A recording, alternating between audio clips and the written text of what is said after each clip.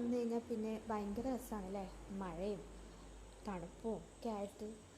പക്ഷേ അതിനേക്കാളും വലിയൊരവസ്ഥ എന്താണെന്നറിയോ? വീട്ടിൽ നിന്ന് പുറത്തിറങ്ങാൻ പറ്റാത്ത അവസ്ഥ. വീട്ടിന് ചുറ്റും വെള്ളം നിൽക്കുന്ന സ്ഥലമായതുകൊണ്ട് ഒരു മഴ പെയ്താൽ തന്നെ പിന്നെ വീട്ടിൽ നിന്ന് പുറത്തിറങ്ങൽ ടാസ്ക്കാണ്. അങ്ങനെ പെരയിലിരുന്ന് എങ്ങനെ സമയം തള്ളി നിൽക്കുന്നതാണ് ഇപ്പോഴത്തെ എൻ്റെ പ്രധാന ഹോബി. എൻ്റെ മോനാണെങ്കിൽ തണുപ്പ് പിടിച്ചിട്ട് ഇപ്പോൾ നേരെ ഉറക്കമാണ്.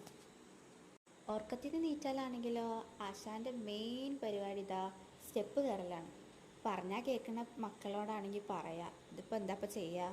പിന്നെ ഓൻ്റെ പപ്പാനെ കിട്ടിയാൽ പിന്നെ അടങ്ങിയിരുന്നോളും. മഴ തുടങ്ങിയാൽ പിന്നെ വിശപ്പും കൂടും.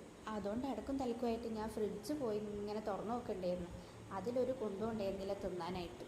ആ എന്നാൽ പിന്നെ സമയം പോകാൻ വേണ്ടിയിട്ട് റെസിനാട്ട് എന്തെങ്കിലും ചെയ്യാമെന്ന് വിചാരിച്ച് കയറിയപ്പോഴാടാ ഞാൻ ആ കാര്യം മനസ്സിലാക്കിയത്.